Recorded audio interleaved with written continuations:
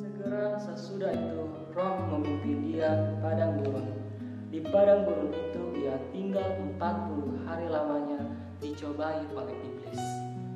Shalom Sobat AM sekalian, saudara-saudara terkasih.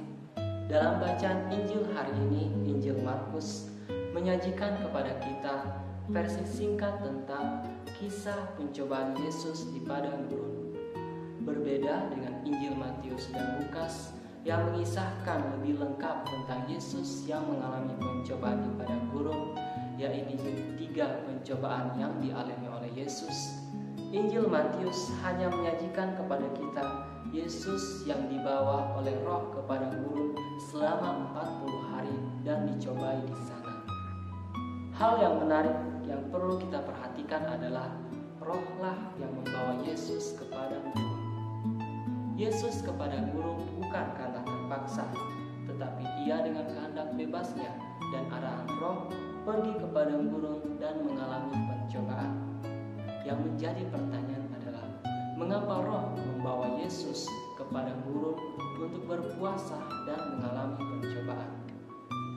Sebelum kita menjawab hal tersebut, baik bahwa kita lihat kisah Yesus yang dibawa ke padang gurun ini. Pertama-tama terlebih dahulu dibaptis oleh Yohanes, dan setelah itu barulah Roh membawa ia ke padang gurun dan mengalami pencobaan. Dari 2 kisah ini kita dapat belajar beberapa hal. Pertama, kita yang adalah pengikut-pengikut Kristus telah menerima Kristus sebagai Tuhan dan Juru Selamat kita, dan kita pun juga telah menerima baptisan. Ini mau menunjukkan bahwa kita pun telah menerima rahmat yang sama seperti yang dimiliki oleh Yesus untuk bisa mengalahkan segala jenis godaan-godaan dalam hidup kita, sebagaimana yang ditunjukkan oleh Yesus dalam bacaan Injil hari ini. Ia mampu mengalahkan segala godaan-godaan dari si jahat dan menjalani puasa di padang gurun. Hal yang kedua yang perlu kita lihat adalah saat Yesus berada di padang pasir menahan godaan-godaan, para malaikat melayani dia. Hal ini pun terjadi kepada kita, saudara-saudara sekalian. Yesus tidak meninggalkan kita seorang diri mengalami pencobaan dalam kehidupan sehari-hari kita, tetapi ia mengutus malaikatnya agar membantu kita mengalami dan mengalahkan segala godaan-godaan dalam hidup kita sehari-hari.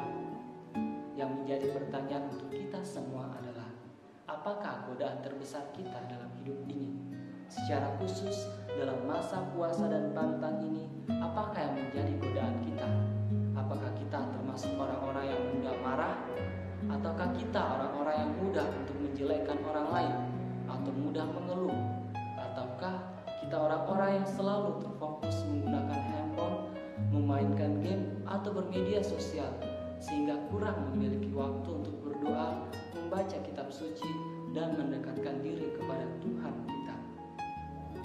Saudara-saudara sekalian, renungkanlah hari ini, apakah godaan kita?